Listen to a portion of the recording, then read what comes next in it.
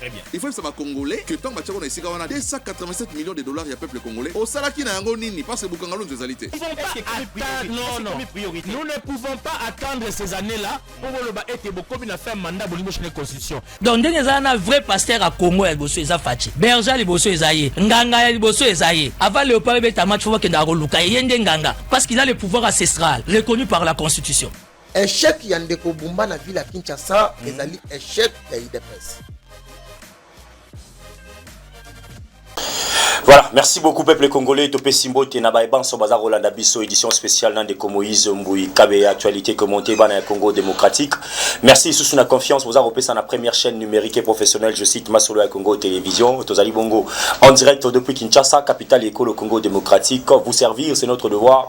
Peuple congolais, Mokoko Sonabino Baï, Kongomani, Banso, Bisika Bisso, Pebozwami, des Moïse Vazaline Sengomingi, Yarukuta Nabino pour essayer de décortiquer l'actualité d'une manière générale. Léona Kosobela, j'allais dire na kolobela ba si j'ai mingité pambaté actualité zala qui vraiment dominé na maimatali situation à est de la République mais na kolobela au Italie ministre nabiso VPM ya défense moi na Congo Guy Modia Vita Kabongo na kolobela bino moi moké maimatali souci per accompagnement ya maman nabiso ministre et affaires sociales action humanitaire solidarité nationale Nathalie Azizamunana na kolobela bino pe maman nabiso Nobertine Matanda au bande ko belé botuni biso to comme on a les maman sur terrain de communisme qu'est-ce qui se passe alors bon bien été makambo monso batouane ko sala ezala qui moi mon cœur suspendu par rapport à la situation ya est de la République mais maman Nobertine Matanda tini la bouche autorisée Moïse Moïse Sabino était ba dongolo misu ba mekaki koningisa moi santé nengezala kaka mutu kape bebaka santé ningana ki mon cœur peuple congolais merci koyo en tout cas ça va Nobertine Matanda lobina ngana bisana ba kongombani nyonso ba téléspectateurs nyonso ba mesana komona à travers ma solo Congo Télévision à Tikibinoté azali toujours scotché branché et je pense que la semaine prochaine beaucoup monde a des retours sur la scène politique pour na matali ba descente sur terrain amis téléspectateurs Léona Rofungo la branche moké par rapport à l'investigation na outi komona vis-à-vis ya maman Nabiso ministre ya affaires foncières Akasia Bandubula lelo na kotali sanabino moi ba révélation moké mais mokolo moi lobby peuple congolais kozala bongo plateau moko spécial et si quand de Moïse oui a koloba ba vérité pe bosolo Akasia Bandubula est-ce que azalaka solo na président de la République Félix Antoine Tshisekedi Tshilombo boza pété amis téléspectateurs to koyeba ngo édition ya mokolo moi lobby bana ya Congo lelo na moi mokena lobela mai matali moi na Congo Guy Modia Vita Kabongo ministre na biso ya défense VPM à défense wazali kolembete matin midi soir bouté komona après Kabinda après Ngandajika moi na Congo Guy Modia Vita Kabongo alembité alobi toujours na souci à faire enrôler bilengo bazali na âge ya 18 à 25 ans na kati armée na biso pona ko mobiliser ba jeune wana ba bundele l'école au Congo démocratique Guy Modia Vita Kabongo alembité peuple congolais Guy Modia Vita Kabongo azali toujours si matata mokonzi école Félix Antoine Tshisekedi Tshilombo Guy Modia Vita Kabongo azali ko mouiller mayo na ye pour que ba jeune nyonso ya République démocratique du Congo basa enrôler massivement na kati armée na biso et ezali détermination azali nango boza komona en image comment est-ce que azali habillé na tenue azali ko lakisa soutien na biso na ba vaillant FARDC parce que tolobi boyende tolingi ete ba ministre banso bae banako soutenir pe ko accompagner de ko Guy Modia Vita Kabongo na kotika bino ami téléspectateurs boyo kanano ezali message na ye kuna na ville na biso ya Mwenedi tout esika tozali na Grand Kasai esika wapi apesa ki mbela na ye pa ya bilenge banso et puis na ba dongolo miso banso bozali na kokoba ko banza ete même PM na biso ya défense VPM ya défense wana mbuka Guy Modia Vita Kabongo akangi maboko na ye to ali ko sa musala te intox na intox to landa we ezali VPM na biso ya défense bongo tozonga na sima pona dossier ami balé peuple congolais c'est parti. Ndenge na moni awa bilenge na bilenge bozali awa pour défendre la partie c'est la patrie mais Congo babele ya Congo ezali ya biso nyonso yango totelemi po tobatela yango na ye na Congo ya président de la République pour na koyebisa bino message oyo bolokaki alobaki mboka na biso ezali attaqué na bangona. Eloko ya liboso na koyebisa bana Samburu. À partir d'ici, nous pouvons intervenir dans cette province si elles sont attaquées. Moto nyonso oyo asi ami komisi chef de l'État a Pessingaï, il m'a donné tous les moyens pour que nos jeunes qui s'engagent pour défendre la patrie ne souffrent de rien. Il ne faut pas suivre ceux qui sont là pour nous diviser. L'armée est républicaine, nationale. Banguna ya libanda bazali tuibi bango. Banguna ya kati pe ya Congo bazali. Oyo bakoya koyebisa bino. Omoni guerre eza na l'est. Eza epa na biso awa te. L'unité du Congo. Quand nous sommes unis comme un seul homme, personne ne peut nous vaincre. Le tribalisme, nous devons mettre ça de côté. Ceux qui viennent pour diviser les Congolais, vous leur dites que leur place n'est pas dans le sang courant.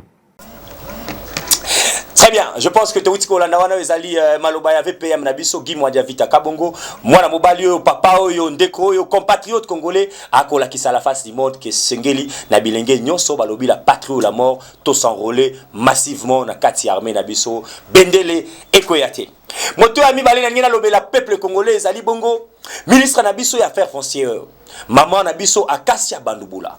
Tangu biso ba politique tango ba politique pardon tango biso ba chroniqueur politique j'allais dire bapandi sango oyo ba ko sala investigation pour na kotala si réellement chef de l'état azali entouré na bato oyo ba accompagner kae bato ba comprendre vision na ye na tala ka bato belé ba na ba plateau à télévision koloba été ba ministre belé a de pes ba sali soni ami de spectateur ba ministre a de pes ba sungi tata mo kondu ekoloté ba ministre a de pes ba zali sima ba faire DCT ou azali ndoté mais na ligi awa yambona na bana kola kisabino qui sont de vrais ministres o ba to azali ba Tshisekediste ya solo peuple congolais.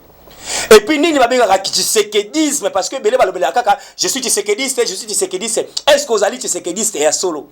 Est-ce que yo zaleta na archive ya papa Etienne Tshisekedi wa Mulumba? Est-ce que yo militaire sika moko na papa Etienne Tshisekedi wa Mulumba?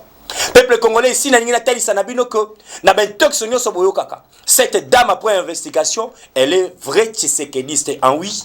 Ministre na biso affaires foncières maman Akasia Bandubula, vrai Tshisekediste. Pourquoi? Parce que na ben investigation na kei okutana na maman azalaki moko ya bato bazaki ba modératrice à l'époque.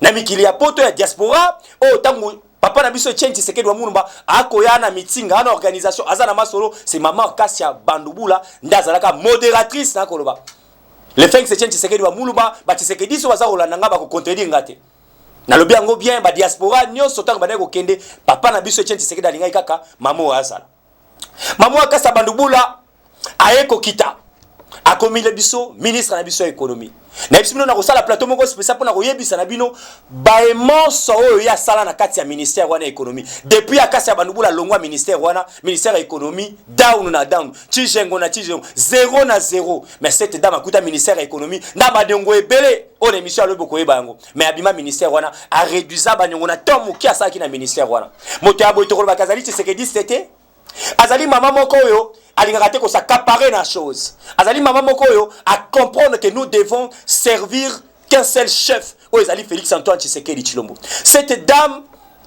après remaniement Boujingo chef de l'état sali boyebaki que na ba membre ya UDPS motoka moko azongaka à l'époque na bango ezali ministre na biso ya jeunesse mwana Congo Yves Bonkulu Akasia Bandubula afandaka na C pendant 3 ans ami téléspectateurs. Mais ndenge balobaka ke na politique il y a le bas et le haut. Afandi abandonna qui chef de l'État. Cette dame, elle a toujours accompagné la vision de Félix Antoine Tshisekedi Tshilombo. Allez-y maintenant, comprendre que Azali vrai Tshisekediste. Afandi na bande de touche, mais le bina koiko kanga mabo côté. Et Sengeli na koba, na ko accompagner chef Oyangai Moko. Et s'il faut retenir que Akasia serva ba chef mi balete. Depuis Azali Oya Azali, animi ko servi Félix Antoine Tshisekedi Tshilombo. Ba kei na chef de l'État Atali, mota uti ko zala ministre. Mais nga na rokene na campagne électorale. nani sengeli na pesa confiance Akassa Bandouboula directrice à campagne chef de l'État. Le chef de l'État Zali élu massivement pour une première fois pour l'histoire ya l'école Congo démocratique. Mokonzi ya mboka a voté massivement na ba pourcentage wana, c'est parce que bato yo bakamba ki malamu basala ki mosala. Ana ko samna bato ba yeba kate ba question électorale. Soki motazu échec na motali maponami manonyo ce qui était la cas directeur ya campagne. Awa sikoyo Akassa Bandouboula zaka directrice ya campagne chef de l'État et sengeli boye baté na effort nyoso biso ba compatriotes congolais, ba effort nyoso ba électeur ba pesa na chef de l'État ezali pe excusez-moi ezali pe effort ya maman na biso Akassa Bandouboula na ndeko na biso Jacquemain Chabani o ba tambusa ki Kombo Félix Tshisekedi dans les 26 provinces chef de l'État président de la République. Yoka histoire bien yom to benga bato bakuya kuya to ekoya na gouvernement Félix Tshisekedi deuxième mandat. Chef de l'État pesi confiance na Akassa Bandouboula. Na secteur na biso yo affaire foncière au peuple congolais. Boyebi ba bavire rebelle zaki na secteur wana. Boyebi yiki yo zaki na kata secteur wana. Mais peuple congolais maman yo depuis aye makambo ekomo zonga notre. Na lobby moto azanga te parce que tozana plateau spécial. O ezali ba biscuit ya mokena ko pesa bino juste éclairage. Bato bokaki ba conflit o ba magistrat o koto ba chef coutumier les lois Akassa Bandouboula ya atalisi ba chef coutumier bozali ba teki mabelete bozali ba bateli mabele bato ebele ba koluka départ ya mama wana na ministère wana parce que azongisi makambo na limemia. Mais si j'ai lu cette dame. Après investigation, j'ai eu le temps. Il y a mouké, il y a quoi changer na maman. J'ai compris en elle que Azali compatriote d'abord. Ou ali ko servi kaka IDPS, ou ali ko servi kaka chef de l'État, mais ali ko servi la nation congolaise. Yo ke lo Akassa Bandouboula ebisinga binde komoïsme. Faut yebisaka na batu boye. Ngaya Akassa Bandouboula, poste ou sans poste, na ko servir la nation congolaise. Lumumba sala kita mengite mais lelo bana ba betaka lisolo ya Lumumba pourquoi pas Akassa Bandouboula ayebisike lo mona simbi ya mutu alobi ngai lelo Akassa Bandouboula batebele ba yisanga nazo bunisa UDPS mais non bako sabinote je reste UDPS ya makila Akassa Bandouboula a créé fondation na ye pourquoi amemaba non converti nezaka na kati ya makambo ya Nzambe bato bazaka ba politique alinga yoka lisolo ya politique te soit ke abete bango lisolo ya IDPS ngana kota bilo na bino surtout IDPS na ko yate mais a créé fondation wana oyo grâce pe ya fondation bande ko ba adhérer et pesi IDPS député moko o azali mama Akassa Bandouboula moto aboye bisaka azali ko bundisa IDPS mama oyo grâce ya fondation na e je pense que lui beaucoup na ba image wana. Avant Goma na biso la situation ya Goma. Avant Est na biso ekoma na ba situation ekomi. Akassa Bandouboula zali mwasi ya yambo peuple congolais. O atelemaki na kitambo. Deux activités successivement elananaki. Ya kosa la récolte, ya ba don, pe appel de fonds pour na soutien, ya ba déplacés de guerre, ya ba soldats na biso. Et bon mona kiango na ba télévision moi mingi, voire même na radio télévision nationale congolaise. Atalisaki na bino. Et puis Bamtonio so bomona ezali ba électeur na ya Lukunga, ba électeur na ya échéance électorale o ya 2023, ya fondation na ngai koloba. Akassa Bandouboula keli sous na fief o bato alobaka, ezali fief ya opposition peuple congolais. Tant na koloba na image na kolaksamino na plateau ya lobby, ezali 2024. O Akassa Bandouboula bana ko bela saki ba don, ba récolter, ba kitati Goma bokomo na ba image, comment est-ce qu'Akassa Bandouboula a assisté ba déplacer des guerres, ba orphelin, ba veuve.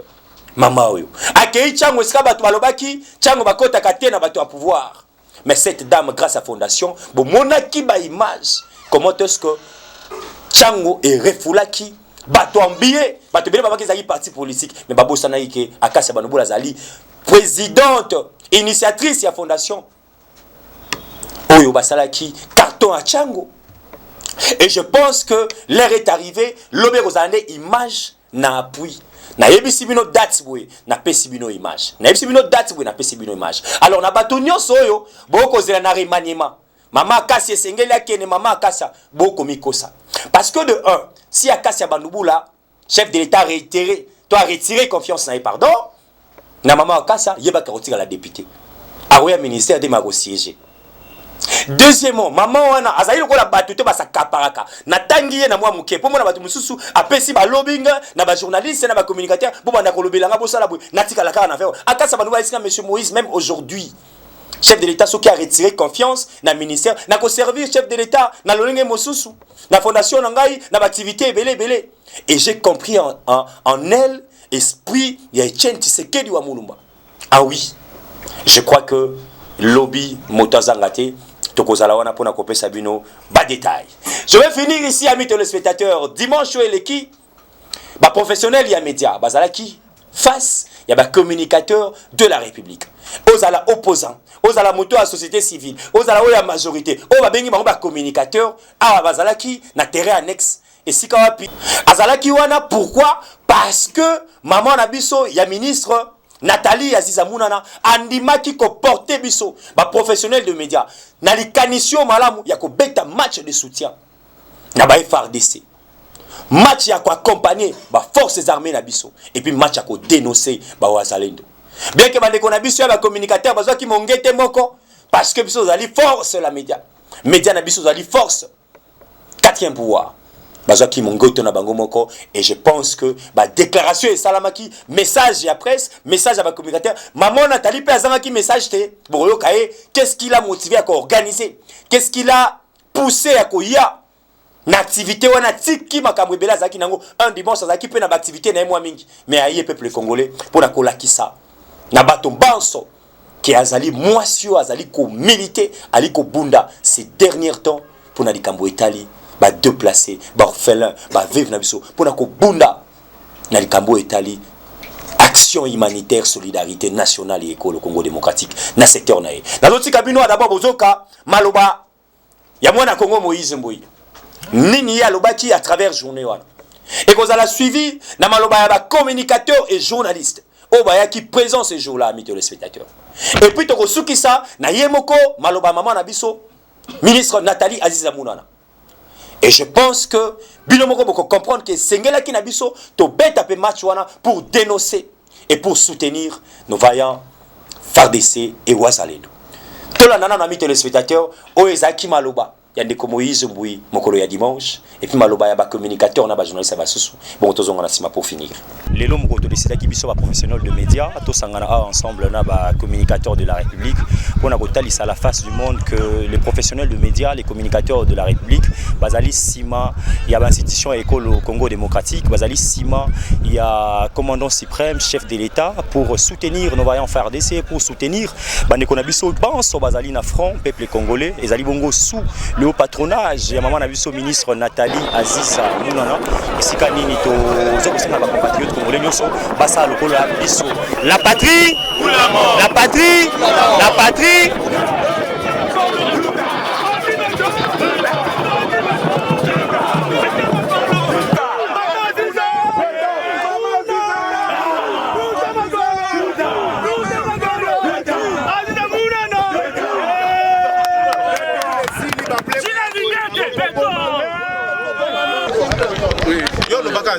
Voilà, je suis membre des communicateurs de la République et secrétaire général des défenseurs de la République. Donc, nous sommes ici dans le cadre de ces matchs de gala organisés pour soutenir nos FARDC,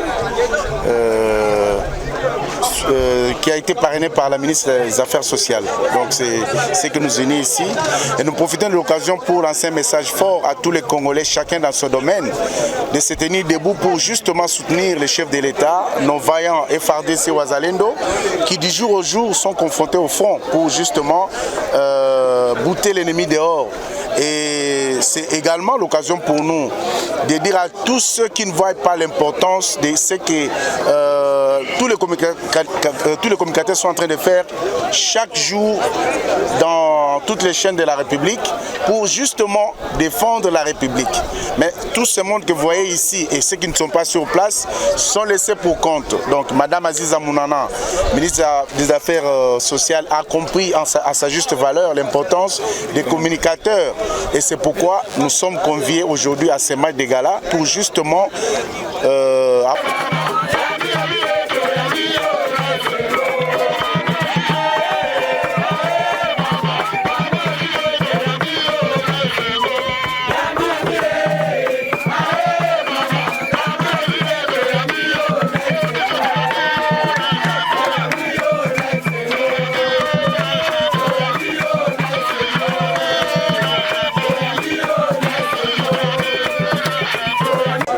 Nous sommes le 23 février 2025 vu mon engagement dans le sport depuis plus de 3 décennies, il était de mon devoir de sensibiliser, de toucher nos communicateurs, nos journalistes. Ils sont au cœur de la communication de notre cher beau pays. Aujourd'hui, je ne pouvais que les réunir autour d'un tournoi sportif pour les sensibiliser et les conscientiser par rapport à leur communication parce que c'est la bouche autorisée. Aujourd'hui, c'est un grand jour et je saisis de cette opportunité pour rappeler à l'opinion internationale que le Congo restera debout, que le Congo ne va jamais faillir et que nous avons un président de la République social, humanitaire, compatissant et à la moté Maboboto, il a sa main sur son cœur à cause de sa détermination parce qu'il a dédié notre pays à Israël. Il est écrit dans Acte, je vous demande, je vous exhorte, Acte dans Acte 24.3, vous allez lire chez vous et qu'aujourd'hui, il était de mon devoir en tant qu'une médecine sportive depuis plus de 4 décennies que de sensibiliser pour que nous puissions rester au Balobi Nakimoko par rapport à notre communication parce que la communication est tellement erronée. Il était de mon devoir parce que je suis dans la presse depuis plus de 37 ans aujourd'hui de le rassembler autour, pas de la table, mais autour d'un match d'amitié, de solidarité. Et au nom de la solidarité nationale, c'est tout ce que je pouvais faire aujourd'hui. Comme je reste quand même une mère, j'ai retrouvé beaucoup de mes enfants, surtout Christopher. Et c'était le moment approprié pour faire passer mon message en leur disant vous avez l'obligation en tant que Congolais, si tu es ici aux Congolais, de soutenir le président de la République, le commandant suprême, par rapport à notre FARDC, les Ouazalendo. Nous avons nos mamans violées. Chaque minute qui passe, nous perdons nos sœurs, nos frères, et qu'aujourd'hui, autour de ce match, que je puisse avoir un message assez fort au niveau international pour qu'on dise le Congo est uni et il restera uni et indivisible. Qu'à cela ne tienne, donc un autre message que je voulais aussi insister, qu'aujourd'hui, restons debout pour accompagner le président de la République, Félix Antoine Tshisekedi Tshilombo, un Congolais. Tout le monde a connu son père et sa mère. Tout le monde connaît sa famille. Ah, moi, Nalimete, moi, Nagombe, moi, Nalimete. Donc, nous avons l'obligation, au nom de la solidarité nationale, à moi, Namboka, à Kinoa, Masolo Zate, Bosungaye. L'histoire retiendra la journée d'aujourd'hui que les communicateurs de la République démocratique du Congo, les journalistes, ce qu'on vient de faire aujourd'hui, parce que tout passe par la communication. Je connais votre importance et votre implication et votre devise pour que notre pays, la communication, moi je ne dirais pas que c'est le 4e pouvoir, moi c'est le premier pouvoir. On doit communiquer utile. C'est la communication qui amène l'intoxication. C'est la communication qui encourage. C'est la communication qui détermine l'orientation de notre pays et tout ce que nous allons vivre demain après-demain et à l'éternité. Très bien, de retour amis téléspectateurs, je pense que Touti Koyo Kabiso Moko noir sur blanc, le message à la communicateur, il y a la République, le message à la presse, mobilisé, Nabande Konabiso Aoutaki, intérieur, Bayaki Yao, pour n'accompagner sa soutien à FARDC. Si quand on a ligné Naïbsa Nabino était, à l'obin de Moïse Mboui, tu as abandonné tes actions Nabiso, elle c'est qui, c'est Maman Nobertine Matanda. Le coup la santé écologique soit permettre était n'enga ba dongolomi soit zelaki santé siko ezali en forme de communisme yebisa na peuple congolais yebisa na bande konabiso nyoso ba vaillant FARDC Ouazalendo que Nobertine Matanda ndeko Gentini Ngobila Mbaka le secrétaire général Charles Mbuta Mbutu ali sima na bino pe Maman Nobertine Matanda sengi na bilenge bonso obozali na âge ya 18 à 25 ans. Alors bi ezakara likambo ya lembate eza likambo ya moamba te ndeko Moïse mungongo na yo ekomaka komisa pona bilenge nyonso alors bi na moni ministre na biso VPM ya défense akotambola bilenge nyonso ezala o tangi ezala o pose ngolo ko tanga te mozali na tranche d'âge wana l'heure est arrivée de la patrie ou la mort Nobertine Matanda, message na Oyangwana, Ndegolobaki Ndeko Moïse Mbui, la semaine prochaine, des retours pour les activités. Et maman Nobertine Matanda, Ebisinga, Naïb Saba professionnel de médias, puis communicateur Boy. Moment où l'activité n'a bino eleki, écoute à qui est, n'a pas de difficulté à santé. Mais Ndeko Moïse Mbui, Ebisaba communicateur et journaliste. Que Nazali Moko, il y a des députés rares provinciaux sur le Koloba, où il y a Tika Kabangote. Et je pense que Nakoyamba Bino incessamment pour Nakola Kisanabino, Ngai pe Nobertine Matanda Nazali Sima Bafar Desi Bawazaledo, et puis pour Nako soutenir l'initiative au Bozwaki. Ba communicateur, na ba journaliste Boyoki. Maman Nobertine Matanda, alobe Akoyamba Bino incessamment awa pour que Bokabola Tamakanisi, Bolobela Likambo Etali, agression à Rwanda et Sengeli et Sila. Trop c'est trop, amis téléspectateurs, l'heure est arrivée. Oh, Sengeli, ma compatriote congolais, biso bansotoloba, la patrie ou la mort. Merci à l'équipe Nyon technique Azagi na Simana biso mokolo mwalelo. Merci na ba très cher abonné na biso. Toko kende molo dans peu de temps Masola Congo Télévision Dika qui veut dire 10 000 abonnés. Ezali ba fantôme te peuple congolais. Ezali bateau ba pesi biso confiance. Ba koyoka, ba kolanda biso. Yangwana to lobi susu boko bana ko pesa biso confiance, boko bana ko panzaka li susu ba information na biso. Nous avons dit toponi nzela ya solo. Nzelo ezali ekolo ou rien. Peuple congolais, merci les susu na bino banso. Merci na direction générale Mouvement Masola Congo. Merci na administration Masola Congo pour na mosala pour un service au Pesa, na peuple congolais et puis na bande konam swazayi banda bazala informé à temps réel. Ngai na bino tokutani lobby, na lobby bien lobby et kozala bongo plateau spécial pour na Matali, ministère des Affaires foncières depuis Akasi Bandoubo Lazali wana nini asi asali. Ça sera demain. On se retrouve pour un nouveau numéro amis téléspectateurs. Botikala wala Mwanda kwa bino, au revoir. Pourquoi je soutiens Tshisekedi? Il ne faut pas me poser cette question pour la répondre au thé. Yo pose soutenir Moïse Katumbi, pas soutenir. Très bien. Il faut que ça va congolais que tant que ici on a 287 millions de dollars il y a peuple congolais. Au salaki na yango nini parce que Bukangalo nous alité. Non. Nous ne pouvons pas attendre ces années-là pour le ba été beaucoup na faire mandat bolingo chez la constitution. Donc ndenge za na vrai pasteur à Congo ya boso eza fachi. Berger liboso ezaye, nganga ya liboso ezaye. Avant Léopold Betama tu vois que ndako luka yende nganga parce qu'il a le pouvoir ancestral reconnu par la constitution. Échec Yandeko Bumba na ville à Kinshasa, ezali échec ya IDPS.